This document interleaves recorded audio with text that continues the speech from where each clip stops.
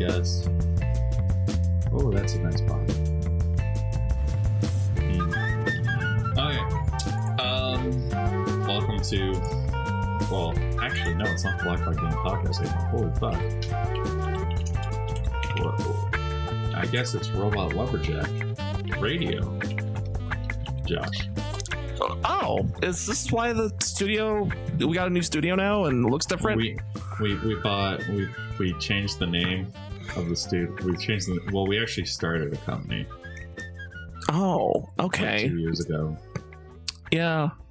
And then we named it. We were like, what should the name of the company should be? And then we were talking, and we had like multiple people, and it was a very collective group. It wasn't just you, me, Tony Jabroni, and we were all arguing about it. And eventually, one of us was like, "What if it was called Robot Lumberjack?" And everybody was like, "That's a good name." So then we made a. We incorporated the name of the studio is Robot Lumberjack, and it's amazing. Yeah, like there's a sci-fi mixed with wood aesthetic. Yeah. So think like 70s 70s sci-fi. Mm-hmm. A lot of wood and then computer parts. Mm-hmm. Yeah, it's kind of neat. I don't know. The thing I have to question though is how much did this cost? Mm-hmm. You're just agreeing with me. No, I said, how much does this cost? Oh, it's you just keep what you should do is just keep going. Mm-hmm. And I go Yeah. Well, for you, nothing. For me, like it's been like $300 a year. Oh God. Yeah, it's great. Oh God, Oh God. That's too much. I asked you to help multiple times, and every single time you're like, meh. Pass it over. I mean, I have to wait until I get paid, and every time you try to ask me, I'm like, I'm poor. And then, yeah. But yeah, the world's an interesting place and everything like that. Yeah. We've created a brand new. Since the last show 2 weeks ago,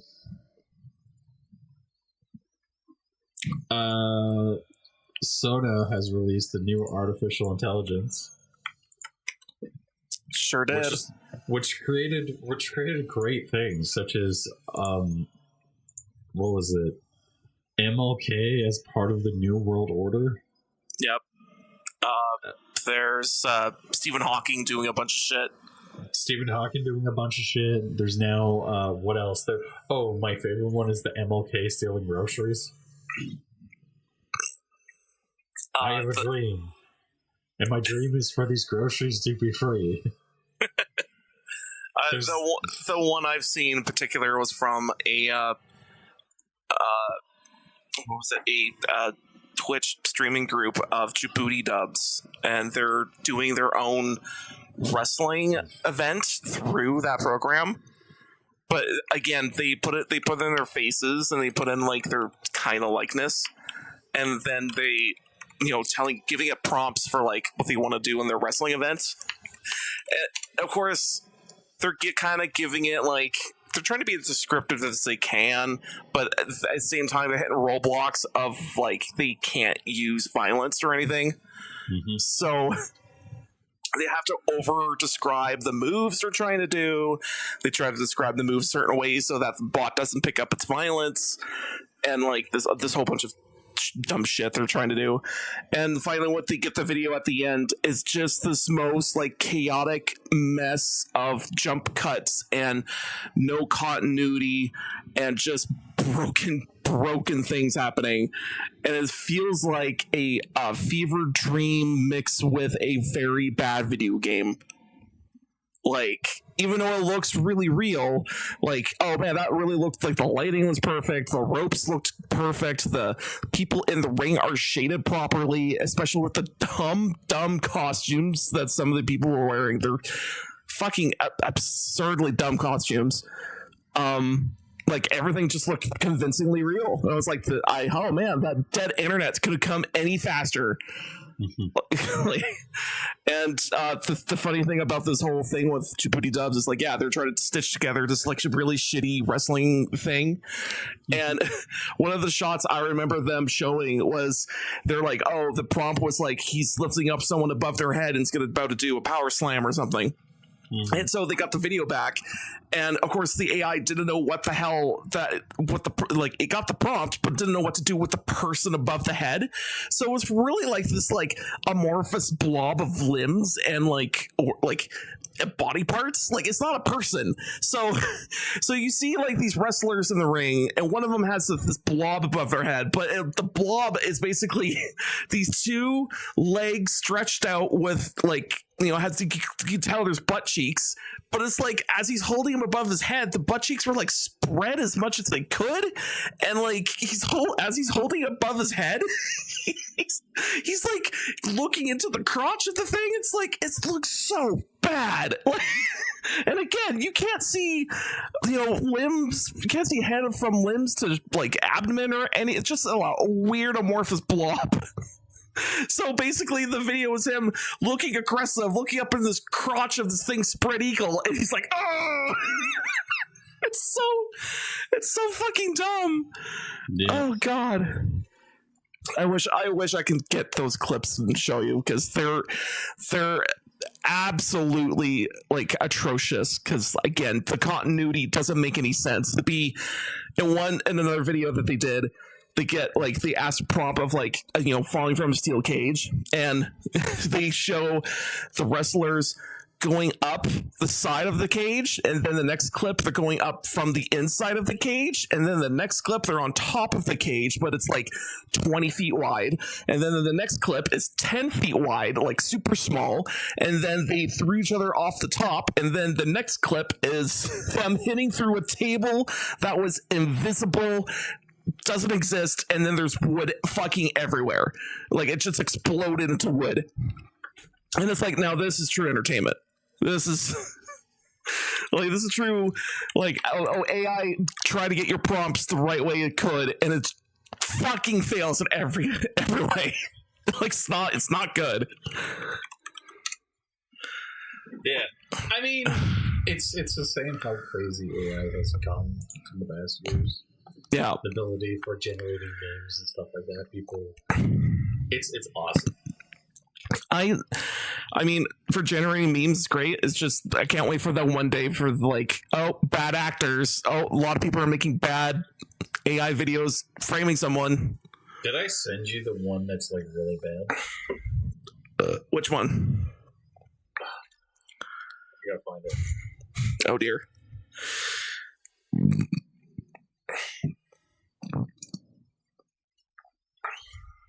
That's the hate march.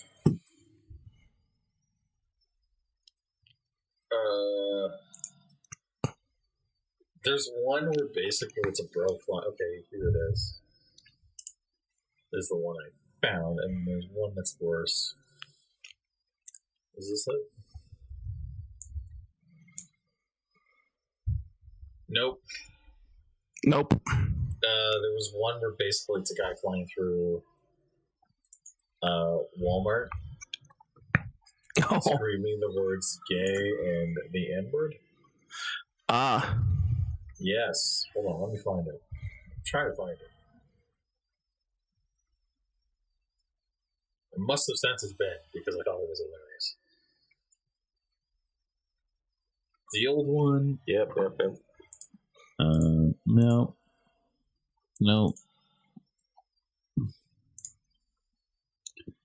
Okay, well, I had it, and then I must have not sent it to anybody, but I thought I did. So, thus, it's lost forever in the halls of memory. But here's the other one I was looking at, which is the Martin Luther King one. But like, it's the internet's interneting, and it's fucking insane. And it's just getting to the point where it's like, man, the AI is only really good for a meme machine, right? Yep. Yeah. Like, it's only really good for generating Alex Jones explaining to you Lord of the Rings, the Battle of Helm's Deep. and funny images that will be hilarious and stuff like that. And then historians of the future will look back at this and go like, so maybe Martin Luther King didn't die and he was stealing groceries at a modern grocery store in 2025. We don't know. Yeah. Maybe Martin Luther King didn't know. Maybe they didn't know that Martin Luther King never did die. He was actually alive the entire time. And he never, it didn't age at all. It's weird, right? Yeah. Yeah, it didn't age at all. Mm-hmm. Oh. Yeah, he discovered anti-aging cream. Sure did. Yeah.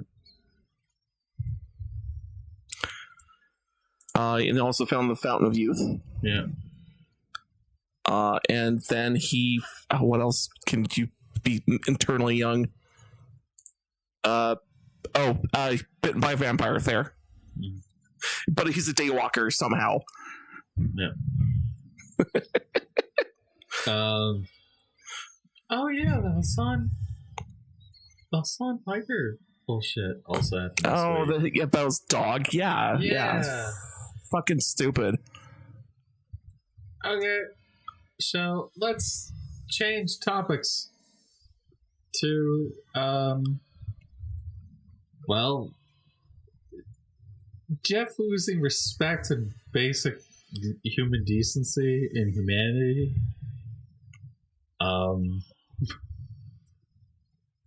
Hassan Piker fucking shocks his dog. Yep. And he tries to cover it up. And then he tries to cover it up. And then it becomes obvious and more obvious.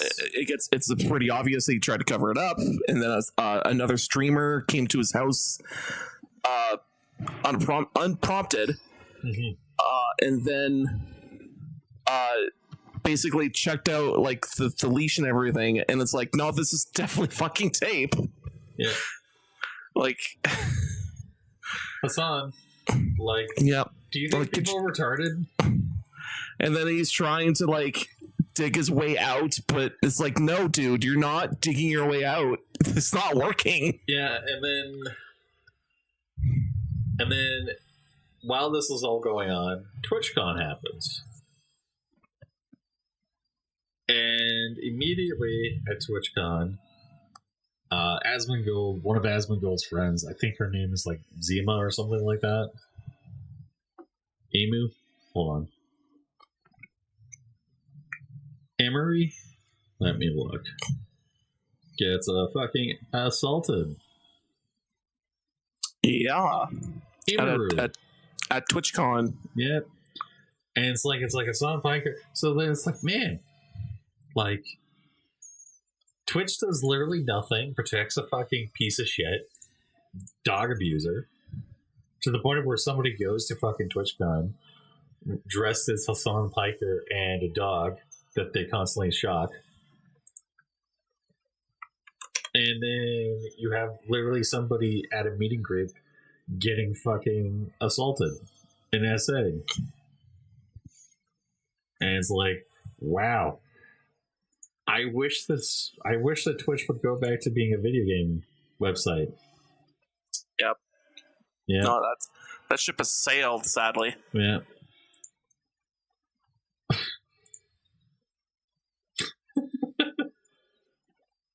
Yeah, it's never going to get better, unfortunately. Or hell, like Twitch's response to the whole thing is also fucking fucking insane. It's like, no, you press charges on this person because they tried to assault a fucking one of your fucking star people, basically. Mm-hmm. Because it's like, for fuck's sake, like, this is what you do. You don't just go like, oh, we'll just ban him for 30 days. No, fuck off. Like, you hit him with the fucking legal hammer. Yeah, like, the fact that, like, I think, okay, the thing that's kind of shocking is, like, Hassan Piker, shocking stuff, and obviously should not be allowed and prompted on the platform and stuff like that. The fucking essay and the response to the essay of, like, oh, we only gave him a 30-day ban. And it's like, you didn't ban him from the convention? No. No. Yeah. You didn't. You didn't fucking outright. I'm just gonna say this.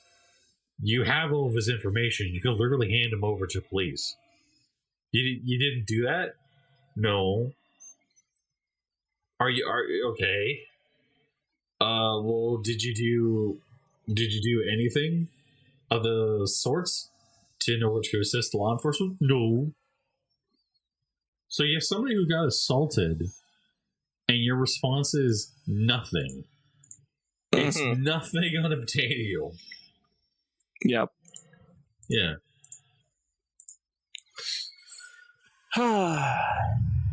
Yeah. Like, I don't know, man. It's just kind of.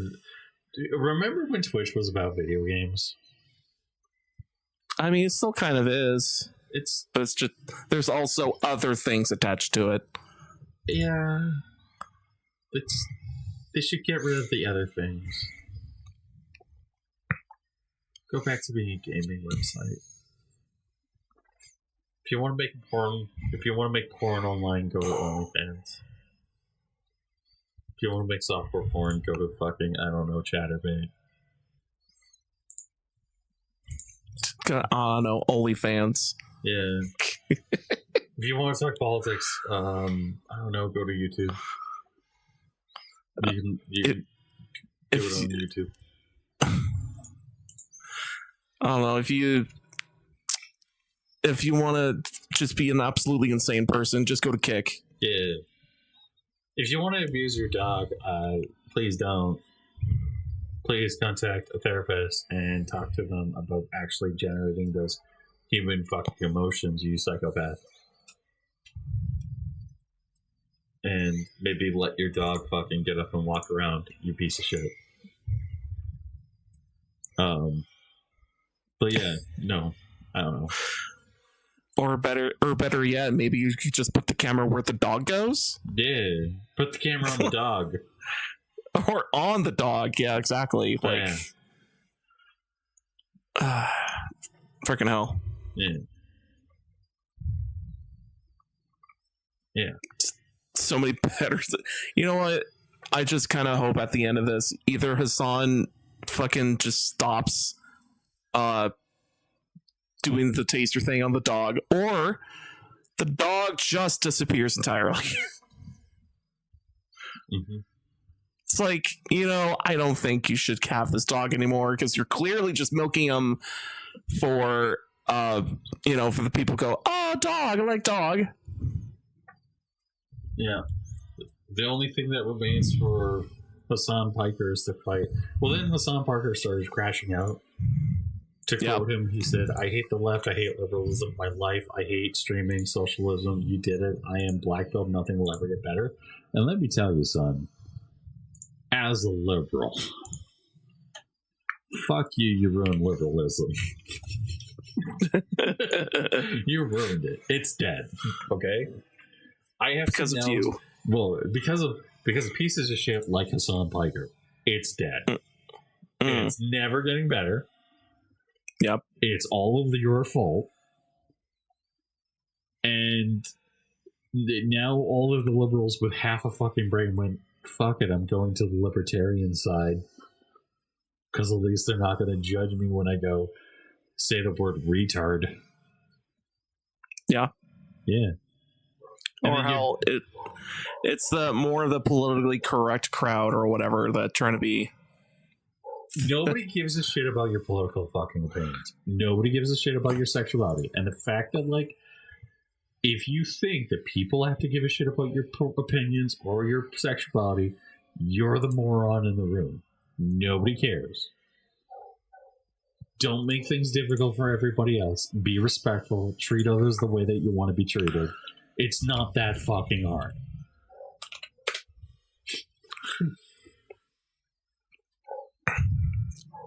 Makes sense. It's like, it makes sense. And it's like, I was gonna say, well, it's like, oh yeah, Hassan Piker's totally gonna listen to this message and gonna change his ways entirely. Entirely. Yep. Totally. Yeah. In fact, the next stream he's going to do, he's going to mention us by name. Yeah, absolutely. And then he'll go, I have to change my ways. That would be hilarious. That would be so fucking weird. Hey, Hassan, if you want to listen to this, I don't know, man. If any big YouTuber listens to us, I would be like, oh, shit. But like, here's the truth. It's like, here's the wrap. If I can just say this, it's like, yeah, I hope to God Twitch fails. You know, I'm to that point. I mean, it could have failed. I mean, there's multiple times where it really could. I hope one day Amazon wakes up, looks at their bottom line, and goes, "This is a rounding error. We can just remove it. Let's just remove it." Just move this over here. Just get this over. Just take down the website. It's run by a moron. Like, well, supposedly the guy who, the last guy who ran Twitter, or not Twitter, who ran, it's practically Twitter. It's the same thing. It's the same thing. Twitch. It was to the, like, I think, what was it? Moist Critical even pointed out that last guy who owned it, he made it look like he didn't even own it in the first place. Like, you had to really look to figure out who the hell owned it.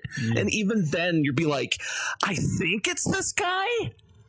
Like, it was like he knew that it was a sinking ship in the first place. And he was trying to wipe his name off of everything. And it's not until this other guy that jumped in, took his position and finally made some actually, like, not brain dead decisions. Like, hey, you can multi-stream on Twitch, actually. And hey, you can't. I think there was another change he did. It was like, oh, fuck yeah, we could just do this now and don't not have to do this fucking song and dance bullshit around it. I forgot what it was, but it was like he did some actively good changes. I just think now what they need is, like, really good fucking customer support, which, like, if your platform is a social platform, you need, like, the most stellar customer support possible. If you don't have that, then what the hell is this platform then? Yeah, sounds about right.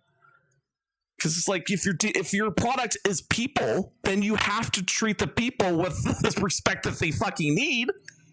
No, because you're not dealing with cars. You're not dealing with just, like, shitty video games. You're dealing with actual people. Yeah. So act like you're dealing with actual people. Then how about? Yeah. So absolutely, that's be a good person. Exactly. Yeah. So it's like, for fuck's sake. Yeah. Yeah, and so Twitch will also listen to this and they go and drop us by name and go, fuck, we have to deal with these podcasters from Alberta, Canada. We have to fix the problem because they're complaining about it. Yep. Yes. Yep. Yes. Absolutely. Yep. Absolutely. Yeah. They pointed out something really obvious, and we should have changed. And you know what? We should, by darn, we'll do it. Fair enough. Yeah. I agree. All right. So, how else do you want to change the universe there? The universe? No, the universe. How else do you want to change the universe? I don't know. I want to go back in time to 2014. Yeah. I want to nuke 3 places. Okay. Twitter headquarters. Uh-huh. In California 4 times. Specifically San Francisco and Los Angeles. Solve 95% of the problems. I also then want to go back in time with a revolver with 3 bullets. And I want to end up in a room with Mao Zedong, Stalin, Marx, and Hitler. Okay, but you only have 3 bullets, though. I have 3 bullets. I'm going to shoot Marx twice. Just to be sure. And then I'm going to shoot Hitler once. 95% of the problems of the world will be ended, okay? Maybe. Possibly. There will be no repercussions whatsoever from this. Whatsoever. not a rippling effect through time that will hurt that hurts current generation of people or anything like that. The Megastar meme will not be created. The us being born could be affected. You know what? That's okay. Megastar meme not being created is okay. That is a sacrifice that we're... Wait, hold on. Actually, no. That's bad. Holy shit. I mean, if anything, Pokemon might not exist. Oh. You know... I guess I could shoot marks 3 times then. Yeah, I guess I'll have to shoot marks 3 times. Jeff, why are you shooting marks 3 times? Because fascism needs to be defeated, I guess. As do the Japanese. Shall we change gears and talk about the new Pokemon game that neither of us have played? Josh? The games we played? Yeah, we can talk about some games. The new Pokemon games and the games we played. So here's the funny thing. Even though I'm the total Pokemon mark, I haven't got it. Josh, you've given up on Pokemon effectively. I play it on Pokemon Go for a lot, and I just only care about getting the shinies and shit like that. I don't play competitively, I try to go to the events and do whatever I can in the events or whatever, just like a good little fan in the Pokemon Go. And then when it comes to the new game, I'm like, you know what? This new game, they've changed things up. They changed how the catching system works. It's more like Arceus than it is like in the previous games, which is, I think, is a lot better. Because it's like, I think they realize, active catching mechanics makes the game more fresh to people. And I'm like, yeah, it totally does. But the thing is, I think there's a lot of griping from people saying like, this is the money making property on the face of the earth, and it still looks like shit. And it's like, well, I don't know. I'm sure if it's on purposely looking like shit or it's an aesthetic they're trying to keep. But at the same time, I think a lot of it should be just overhauled. Like, they can keep their anime-looking characters and stuff like that, but when it comes to their overall aesthetic look, I think it should be a little bit more like, hey, maybe these characters actually have textures on them. Hey, maybe this Pokemon, in the description, it says it's like rubber, and maybe the skin should look like a fucking softball or something, because that's, people think rubber softballs or whatever. Hey, you know what? Maybe this Pokemon game needs a little bit more of a budget. Hey, maybe give this Pokemon game not like a fucking budget of a fucking, more budget than like a fucking indie title would. Yeah, like, how about you give it more than just a fucking indie title budget? Like, holy shit! Maybe it needs that extra $7 million budget, or maybe I don't know. Maybe what was Concord's budget? Oh God, like $3 million? Yeah, maybe instead of like $400 million going to Concord, we put $50 million towards the next Pokemon game. Can we do that? Can we do that? Apparently, okay. So from Game Rant, I've heard somewhere that the budget for Pokemon for the new Pokemon ZA, the budget was like super low of making the game, and I'm like, how low can it possibly be? And it says here from Game Rant, former Nintendo employee claims that Pokemon Legends ZA only needs to sell 200,000 units to break even. So hold on. Okay, so if you do the math, so this game is like, well, how much is it selling for? Like $60? Okay, $60 American, let's say. Okay, so hold on. Let's go to bestbuy.com. Yeah. Okay. bestbuy.com. Okay. Oh, sorry, I'm using CA. Yeah, that's wrong. Okay. That's wrong. Okay, so let's say, for example,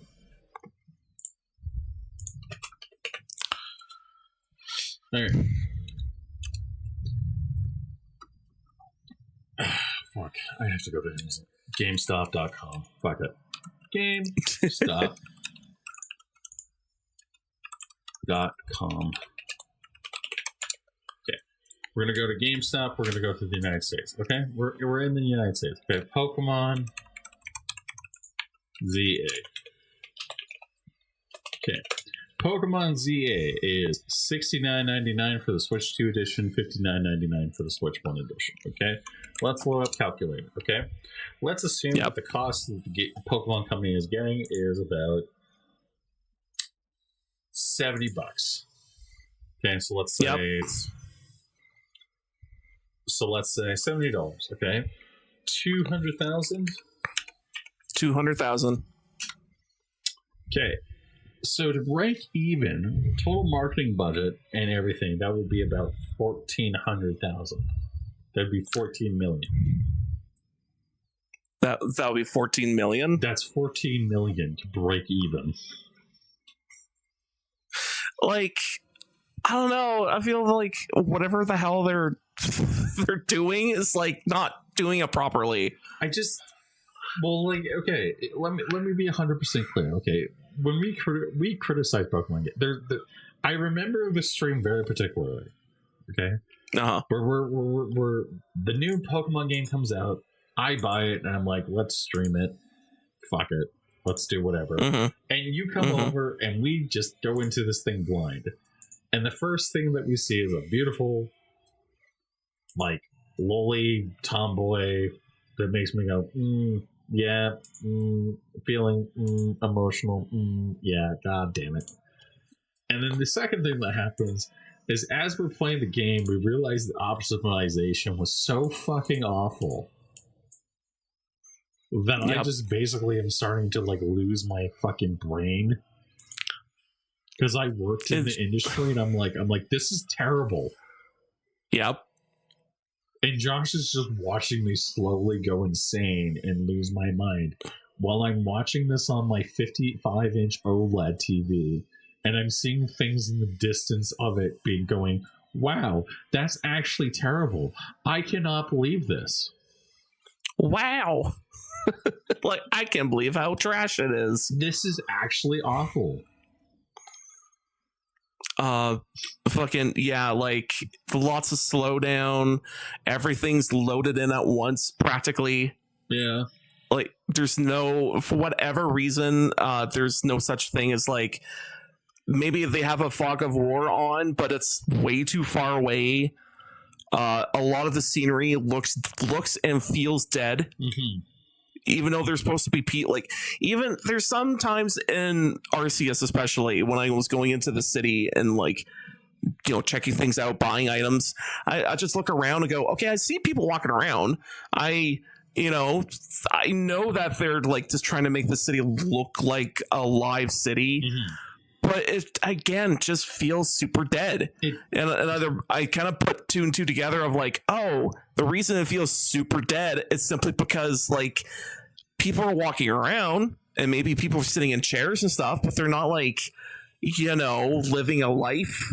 Like, they're not, like, trying to put put pears on a shelf, or trying to put a book on a shelf, or trying to, like, point someone in the direction where they want to go, or all these people are walking over in this direction because of a singer or something. It's like none of that happens. Yeah. And of course, this whole franchise is so bloody rich to the point of, like, they could quite easily do all that stuff, but they don't for whatever reason. I kind of wonder if it's because they just allocate all their money to merchandising. I mean, like, all their money. I mean, it genuinely feels like that because you're sitting there and you're like, why is this so fucking awful? And then you're watching, like, some of the things that they're doing and you're like, I don't understand what the fuck you're doing. Yep. Like, I don't understand. I want to understand. There's a part of me that's really desperate to understand, but I don't understand. Yeah. And I'm watching this happen in real time, and I'm going, why the fuck did you do that? Like, why the fuck does this game look so awful? Yep. And did you just fart? Nope. Okay. I probably just breathed heavy. Yeah. It just sounded like you farted. But then, like, you're watching this stuff kind of happen, and you're like, well, okay. And then you get the budgets, and you're like, what the? So you're telling me that you guys basically made this game for $14 million? Yeah. And you're like looking at it, and you're like, so is that the reason why I can see the fucking textures? Well, yeah. Is that why I can see the tiling? Is that why I can see, why this game feels like as if like you guys are taking why this feels like a PS2 title? Yeah. And then a game like Palworld comes out. And the most offensive thing happens with Palworld is like, instead of fucking admitting that like, hey, maybe we fucked up and made a bad game, and maybe this has been a bad habit, maybe we should put a little bit more money towards the game. No, the solution is instantly, let's sue the fuckers. I mean, funny thing is that so I looked into other videos about what Nintendo was doing with like the suing stuff, and it's more about like, it's just kind of a flex. It's a combination of flexing / trying to protect IP, because oh no, there is another player in the game. I was the only player in this game, and now there's a second player in this game doing something similar, kind of not similar. So I must flex as hard as I can / maybe shove him a little to put him in his place, and try him to like not do the same thing. Yeah. But it's like, but that only goes so far. Yeah. And also I think a lot of those cases of Nintendo trying to sue, like, I don't think necessarily they're gonna go anywhere, or if they do, they probably get tossed, even though they have their fucking stupid their copyrights on gameplay mechanics, which is fucking insane. And I don't know. I just hope that, you know, with Palworld, you know, the reason I think Nintendo feels threatened with Palworld is just like, oh, we got the Pokemon thing too, but it's then also like just different enough, and also just a breath of fresh air that is just not fucking Nintendo. And that's why there's got such a swath of people playing it. Yeah. I mean, I bought it and I played it for a bit, and I thought, oh, this game was like, you know, janky as all get out, but it was still plenty early. So it's like, whenever like up to year, like whenever they get a major update in that stupid game, I'll probably go back and play it. Yeah.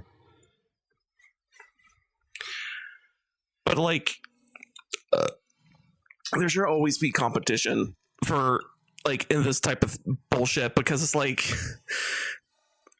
we're getting to a point where the generation of people who have been playing Pokemon from the start are getting tired. And I'm not sure how many new people you're dragging in, but the people who've been there from the start, they kind of want a little bit more effort on your part, and it feels like you're not doing it. I don't know what you're doing. Like, I don't know, like, I'm not sure if you're paying those fucking strippers like $1 million each to shut up so they could fucking shake their asses in front of the Pokemon people, but maybe you can pay them a little less. Maybe you get the strippers that could pay for $500,000. Like, they're just as good. Yeah. Yeah. What? Only $500,000 strippers? Oh. So anyways, Josh, you played a game. I played a video game. I did. So I played Ball X Pit, and I also played the demo for Skate Story. Oh, it's a demo. Oh, wait, hold on. I only have to download. Yeah, the full. Yeah, the full game is not out yet. But the demo's out, and I've been checking out the demo, and it's actually like kind of neat how the mechanics work in the game. So, I would say that this is Skate. Let's start with Skate story, talking about the mechanics and that. It's a combination of Skate and Tony Hawk, kinda. So when you start in this game, you start as the story. How it works is that you're a demon and you're kept awake by the moon, and you're also like constantly hungry. So one day you decided to I'm just gonna eat the moon. So you start your adventure walking towards the moon, and as you're walking, this game's kind of slowly giving you the mechanics over time. So the walking shows you how you get off you can walk, you get the skateboard, and it shows you if you hit the triangle button, you can get on and off your skateboard if you use the button. So it's slowly telling you this is how you get on your board, this is how you push, this is how you do those sick fishtails on the skateboard, like drifting. This is how you do the simple jump mechanic. And the jump mechanic is basically you see a loop beside your character, and this loop has a section that is brighter than the rest of the loop. And you see a little bar circling around this loop, kind of similar to the reload mechanic from the Guilty Gear. Yeah. No, not Guilty Gear. No, Gears of War. Gears of War, yeah. It's kind of like the reload mechanic, except it just keeps circling and circling and circling until you hit the jump button. Mm-hmm.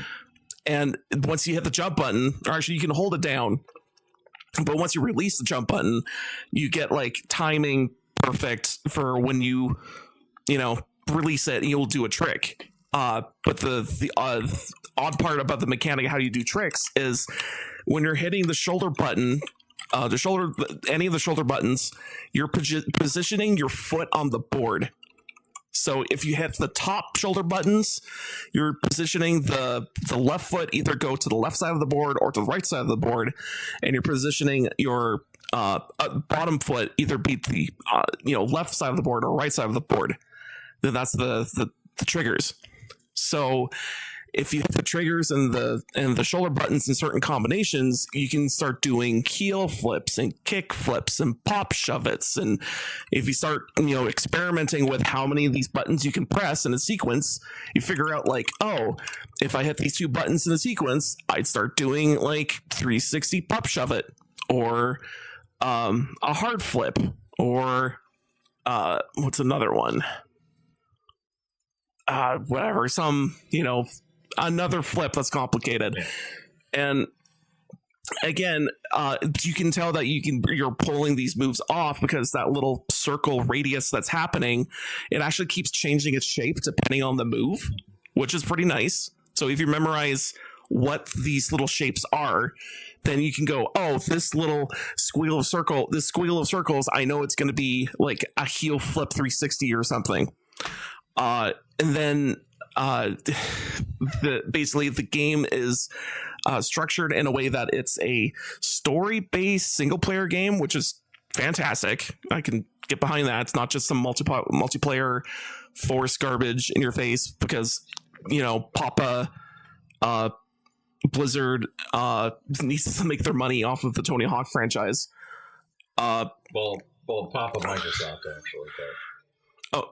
Oh yeah, they bought off the second half of that company. So it's actually kind of cool because the aesthetic of the game, I would say it's a lot like Rez. You're going through locations that are very trippy. You're going through locations that have these evil spikes from the ground. If you touch them, you hurt your skater, and you could and also the skater is made out of glass. So if you touch the red, you basically fall off your board and you just implode into 1,000 pieces.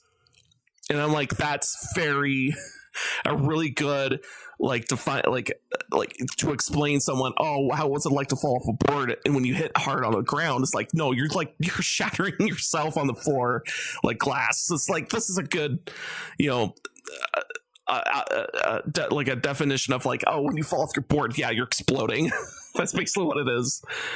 And the like, and a lot of the art aesthetic is like, oh, this is like trippy as hell, very artsy, very cool. And then there's a lot of like objectives you can do in this like hub world that you're in. There's also a lot of experimenting you could do on your board, because there's a lot of like escape spots within this hub world, so you could just kind of practice up a bit, which is pretty good. I like that. And so far in the game, I didn't get too far in the demo. I want to kind of go back into it and see like what else is there. But so far, I've just been like dicking around with the skateboard and see what tricks I can pull off. And I figured out that there's a 3-button combo you can do, and you can do like very complicated kick flips and spins and stuff like that. And I was like, oh, I didn't know you could do that. So that's pretty neat. And yeah, like just like the art aesthetic and like the story of the game is like, yeah, you're a demon and you're trying to eat the moon, and then some other entities didn't like what you're doing, so they decided to trap you in this hub world. And as you're exploring around this hub world, like, turns out the most ultimate sin ever is being a skateboarder. And I'm like, come on.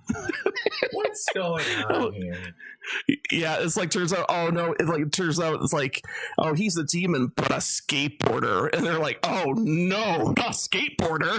Like, it's pretty funny. Yeah, like so far, like the demo is pretty neat. Although the demo, I could tell that this is just like kind of a slice of vertical slice type of things. It's just specifically built for the demo, and I'm sure the real game when it comes out is going to be a lot different. And I think I talked a lot about the game. Like, yeah, like so basically, it's a really like down to earth skateboarding game, but like you're a demon and you're trying to skate yourself out of this situation and eat the moon. I mean, eating the moon is the most important thing in the world. I mean, it gets you a lot of calories. I mean, right? You want to bulk up? I'm sure it has a lot of protein too. Yeah. Like it's a really good health choice of just eating the moon. No. Sometimes that's important. You know, sometimes you need to just eat the moon. Does nom nom nom nom nom. I mean, like if we're going off of Dead Space logic, I mean, Dead Space did describe the moon as being a sentient being. Mm-hmm. Right. Clearly, the moon is an eldritch force, so you have to eat the moon. Makes sense. Yep. I played MechWarrior. I also, like, instead of playing video games this week, I helped a friend move. Everything fucking hurts. MechWarrior, it's fun. Have fun. Video games good. It's 12 years old. If you're into strategy games, you'll probably like MechWarrior. Josh would probably like MechWarrior, honestly. Because it's weird. Oh. He should not play it. Which MechWarrior are we talking about? Online and MechWarrior 5 and MechWarrior Clans. Oh boy, so many. Yeah. Yeah, there's like 3 of them. MechWarrior Online's like basically the main multiplayer hub. So people are like, it's really funny because you have people in like the Battletech community. They're like, look, I'm really good at MechWarrior Online, and you're like, I run an Urban Mech, and then you're like, do you know how fast an Urban Mech runs? No. Have you ever run a stock Urban Mech? No. So why are you running an Urban Mech? Well, they're really good. They're really good when you have a pack of them in a city and they're ambushing you. They're not good much else.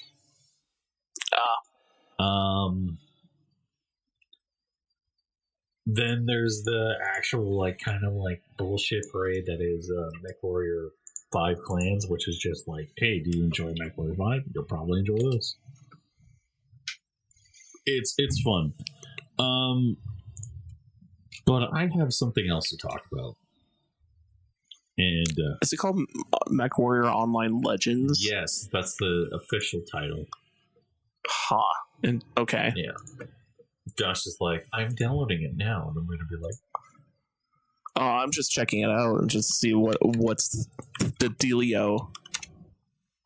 I'm so far just going through Steam images. Okay. Well, I wanted to talk about something else. Okay. Right now, somebody basically... this topic is a little bit broader of a topic. It's mainly about, like, fucking something that, like, people are being, like, idiots online. So, recently D&D released an image. Image is basically very, how do I say it? Very colorful, very awesome, very cool, very, very fine. It's fine for... It looks like something that a theater kid would design in their house, and that's okay. That's fine. So I saw this image. People have been going up on it and stuff like that, and they're going freaking out and stuff like that. And they're like, "God damn, what happened to D&D?" And it's like, you look at D&D 10 years earlier, and it's like fucking like metal as fuck. And now you look at it, and you're like, "Oh, you've gone completely in the other direction." Great. And then on the same day as the release happens, this article about Tolkien and Lord of the Rings came out, which is, students shall not pass unless they accept Lord of the Rings is offensive. University course suggests Tolkien's treatments of evil characters follow a tradition of anti-African apathy. Or antipathy. University is teaching students that J.R.R. Tolkien demonizes people of color in Lord of the Rings books, basically using this old adage of orcs are black people, which is not actually fucking true at all. And people who say that are genuinely fucking like either racist or retarded. Don't know which. A history module called Decolonizing Tolkien at all taught at the University of Nottingham uses Texas saying orcs and other dark-skinned characters in the trilogy are victims of ethnic chauvinism. Dr. Onye Nibu, a historian and writer who leads the module, argues that Eastern races in the fictional realm of Middle-earth are depicted as evil, whereas the fair-skinned people of the West are shown as virtuous. And let me tell you something. I don't think this person has read the book. I don't think this person knows what he's talking about, because the orcs are described as being made from mud. They're literally shown in the movie being made from mud. You know? Lore? The elves, they're literally corrupted elves. I don't know. And this kind of ties into Dungeons and Dragons a bit, because basically, what I'm going to say is very much is like, it's very obvious that D&D has been taken over by a group of people who are very much like a very different class of people than what D&D was originally designed as and meant for, and they've just taken over. And it's now their product. It's not a product for somebody like me who's like, I like monsters. I like fighting monsters. No, these people are like, everybody can get along. And everybody's allowed to get along. And that's fine. That's okay. I'm not going to take issue with that. But like, these people are actually like, when they say that they're decolonizing media and stuff like that, they're actually colonizing it, destroying it. And then sitting there and saying, well, you were never welcome here in the first place. You know, you're not reading the media. You're destroying it. You're fucking acting like this is that everything in the world has to cater to you. And the fact of the matter is that what you just did there was you just said, like, you don't care. Article continues, in academia, decolonization usually means re-examining the movement away from white Western viewpoints.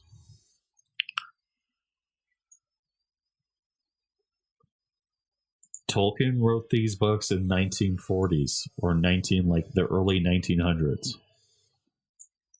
Yeah. After a world war. Like, what? What? Do you? Not everything has to be designed for the modern era. Please don't. Berserk, please don't. Please stop. In the module, the core text, Dr. Nebu writes that maligned people of the Easternlings, Southrons, are men from Harad. The trilogy also features dark-skinned orc, evil creatures that do the bidding of the Sauron, known as the Dark Lord. Yes, because Sauron was also the guy who gave gifts. He was the one who forged the One Ring in secret. He didn't even know of the 9 rings. Who was it? Arathon? There was a character. There's a character who basically is Sauron, who is known as the giver of gifts.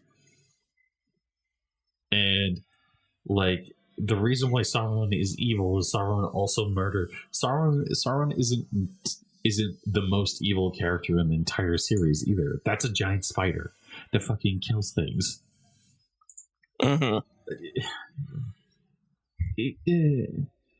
It adds that Tolkien treatment of the fictional races share the traditional anti-African antipathy in which people from Africa are painted the natural enemy of the white man. Well, that's like an 1800s view of Britain. The module also examines racial issues in The Lion, the Witch, and the Wardrobe.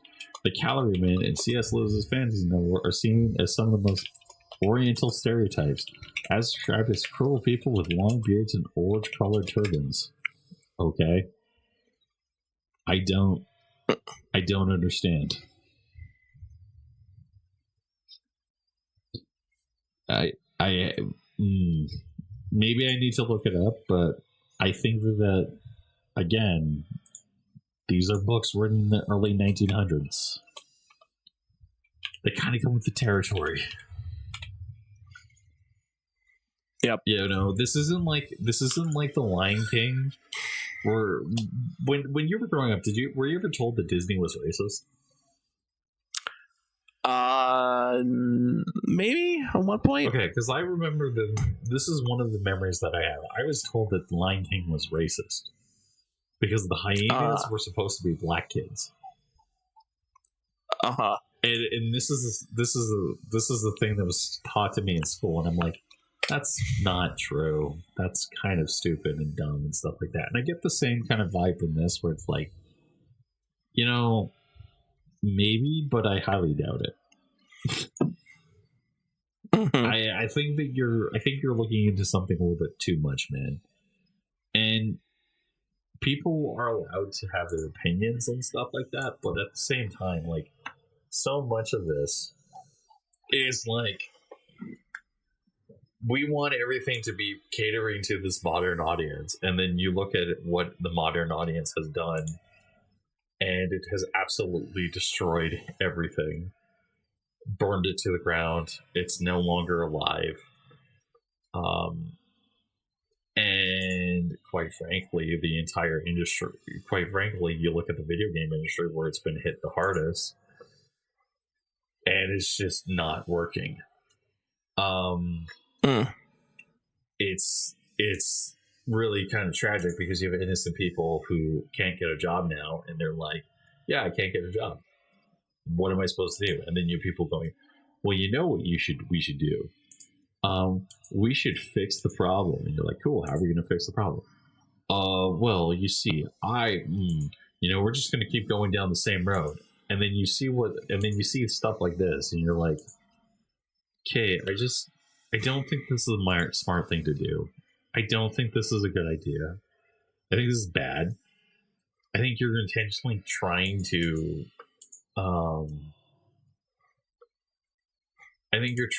intentionally kind of burn things to the ground. and you're doing this thing, and like here's the thing: is like this is literally colonizing nerd culture. Mm-hmm. Like I'm going to show 2 pictures to Josh.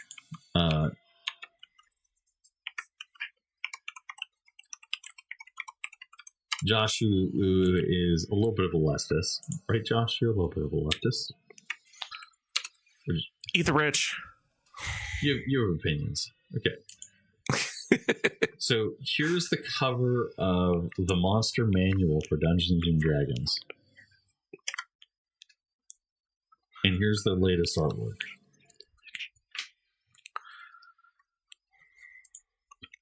Yep. Yeah. Okay. If you had which of those artworks do you think is better looking? Both are looking good. But if you had to pick one, which one would you pick? I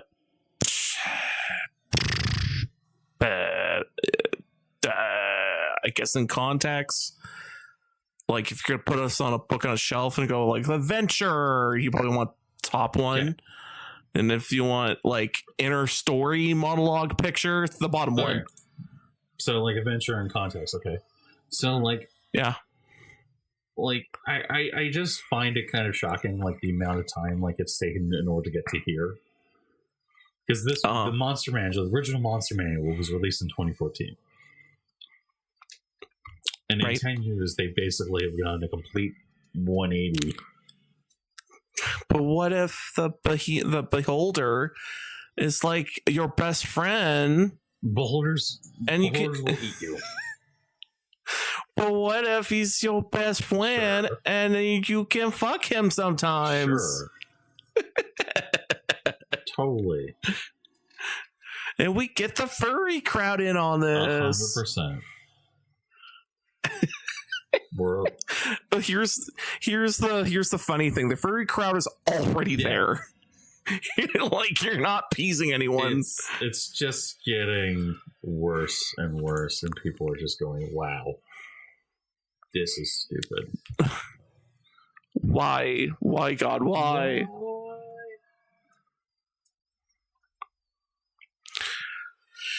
Oh, can I talk about a game? Yeah, sure. The game is the Ball X Pit that I briefly talked about before, and to talk about it again, it's basically what if Arkanoid or Breakout, and you're like, man, I wish there was just a bit more to it than just an arcade game. And you're like, what if we put roguelike elements in there? What if, you get a ball that does electricity and area damage? And what if you get a laser ball? What if you shoot little smaller balls as like backup? What if we can combine these balls, make better balls so that you have combined powers? What if you level these balls up and make them more powerful? And you're like, yeah, that's great. And then the game's like, oh shit, sorry, we kind of put you into the dirt there. We killed you.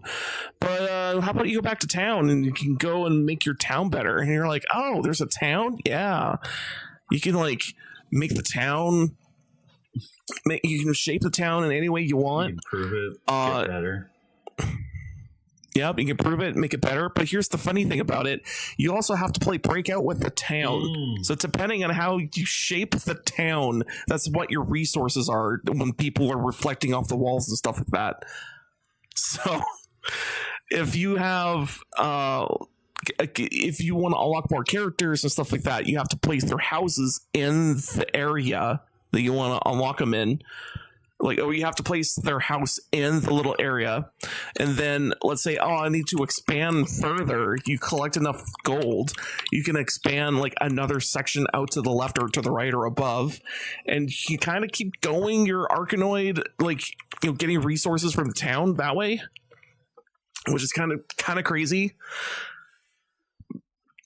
I'm pretty sure as you go further into building the town, the more people that you unlock, and the more those are technically your resource balls. So you can, when you're shooting them out, If they had a farm, if they had a rock, if they had a mine, if they had a house of some sort, they're going to get the resource no matter what's going to happen. And so far, it's like, and the gameplay loop is going back and forth between I'm going to build my town better and then going to go back to playing the game mode again, and then go as far as I can in this game mode, figure out what sort of X, Y, and Z mixes together to make a really broken build. And people have figured out to make broken builds. Trust me. Mm-hmm. You've seen the Vampire Survivor screens of like complete bit crush overload. Well, this game has that too. Yeah, so far, like, if you just want a really good like short burst, like, oh, I'm gonna play Breakout for a couple minutes at a time, then yeah, this is like perfect for that. And it's like, oh, just a little bit better than Breakout because you got RPG elements of like you can make your character a little better and you can make your town better and yada yada. And so far it's fun. I like the back and forth. So for there's one more mechanic is that you can actually level up depending on the character you pick, you can level up the character and you can have the character have permanent stats depending on, what you pick. There's like one of two stats you could pick. So you could be like, this one gets more defense, or this one gets more attack, or this one has a little bit better gimmick or something. And yeah, like if you just go and look at Ball Pit or Ball X Pit and just take a look at gameplay video and go, is this my cup of tea? Then if you say yes, then I think it's worth your time. I think it's quite fun. It's only $20 Canadian. So it's to any viewers out there that think are like, well, what the hell is X Ball Pit? Well, X Ball Pit is fun. And it's just roguelike elements mixed with Breakout. Mm-hmm. It's like, yeah. Although with the what's it called? Steam Next Fest. That's what it is. I just love how in the Next Fest, you're looking at the next coming games are coming out, and you're like, okay, let's see what's here. And then it turns out there's so many different games that are like, oh, this is a first-person shooter, cool, but then it's also a roguelike. You're like, oh, hey, this one's a puzzle game, all right, but it's also a roguelike. Oh, this game is an RPG. Is it a roguelike? Yeah. How did you? Never mind. Next one. Okay, this one's a platformer, and it's a roguelike. No, actually, it's just a platformer. Damn it. With roguelike elements. Damn it. I mean, it's oddly perfect for nowadays. When you want a game to last a little longer, to keep going, like you want to play it back at least a few more, like more than once, and not just wrap everything, whatever. Like making a roguelike kind of just fits modern, gameplay loops. Apparently, generalization.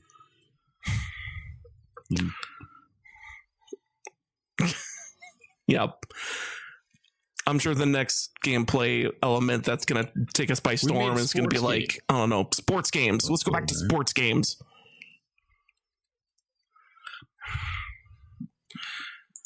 It was sports game. It's about snowboarding, and you're going down mountaintops, and you're doing backflips off your board, and you're going back on your board, and you're doing extreme. You're doing.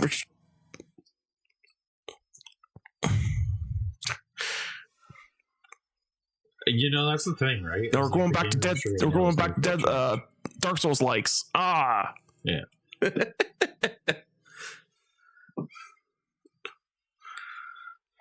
Mm-hmm. Oh yeah,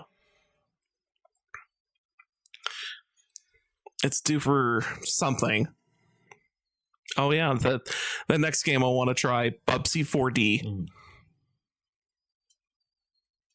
I've heard nonstop that the game's actually fun. Like like traditionally the game's been trashed for so long, and then now the game's like there's a demo of it, you can play it, and then a lot of people are playing it going, this is fun. It's like you're actually having a good time, and there's lots of flexibility in the movements you could do, and like if you feel like you fucked up, you can actually fix your mistake and get back on the platform, and it's like kind of nuts. Like this is almost to the point of procedural regalia levels of like, oh, you have all these cool moves at your disposal, you could do almost anything you want. And it's like that's really rad. It's kind of like Mario 64. Like if I could put like this game, like put Bubsy 4D at a scale of some sort, like that's like Mario 64 is a top scale of like, oh, you have all this flexibility in your moves. You could, wall jump off of anything on any angle, and you can freaking get to places where you're not supposed to if you're really good at it. And procedural regalia is like pretty close to being like that. I think there's some other little design things that you could say that you can't quite pull off, but at the same time it's designed perfectly, so in a way you can still keep doing it, but you can still do the cheesy moves if you want to. And then the next one in that list is, I think Bubsy 4D is there. Like, oh, you want to do all those cheesy like platforming moves? You could totally do it. It's just so it's like fun. It feels broken, but it's designed for it. So I was like, this is good. It feels good. So I think I gotta try that demo out. And exactly, I'd be like, wow, look at all, and no. Also I'm gonna say terms like coyote time, and like make everyone go, what the fuck you mean by coyote time? I go, oh, it's. Yeah. Oh, your audio died. Okay, it seems like you're back. Oh, well, that's good. But I was gonna say, like, platforming terms like coyote time and stuff and confuse people, and then they go, what the fuck you mean by coyote time? It's like, oh, it's the time that you fall off a platform, but you can still do an action. So it's like the amount of time you can like maybe float off a platform, or you can like, okay, I rolled off, but I could do another jump. It makes no sense, but you can still do it. It's simply because of like, trying to fix your mistake if you roll off, or trying to like get somewhere further, that type of thing. Decided one out of a trilogy. I think so. Everyone for listening. Have a good night. Bye. One out of a trillion. God, everything fucking hurts.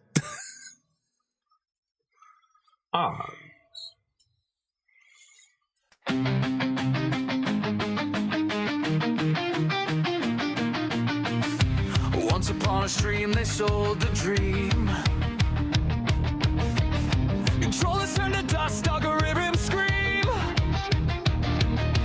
Gamers built a kingdom, now it's clickbait lies, reacting to reactions while the pixels die. We were grinding levels, not engagement rates. Now the chat's on fire and the mods can't wait. From GG to RP in a single boom, there's a demon on a skateboard trying to eat the moon. Twitch is going down in flames. Should've stuck to video game. Now it's brand deals, drama, fame, and 1,000 empty claims. D&D's chasing film school dreams, rolling dice in scripted scenes. The demon's skating through the stream while the moon begins to blade.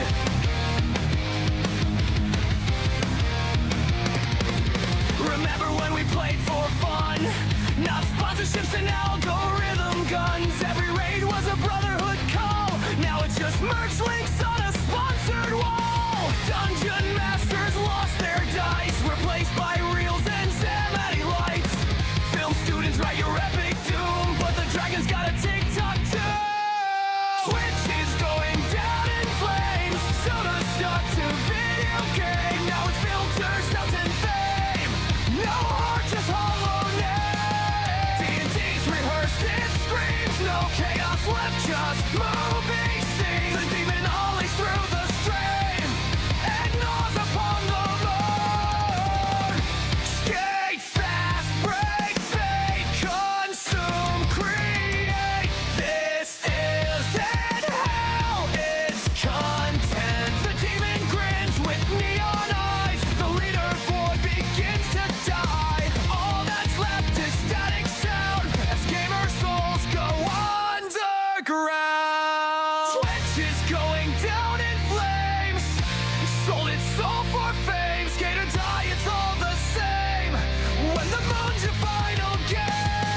D&D's just chasing streams, catering to college dreams. The demon's eating what remains as Twitch soars down in flames.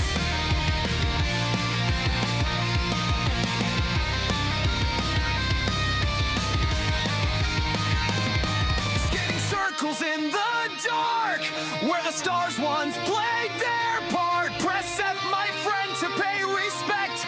The moon's been bit, the codes are red. Oh, oh, the moon's been bit, the codes are red.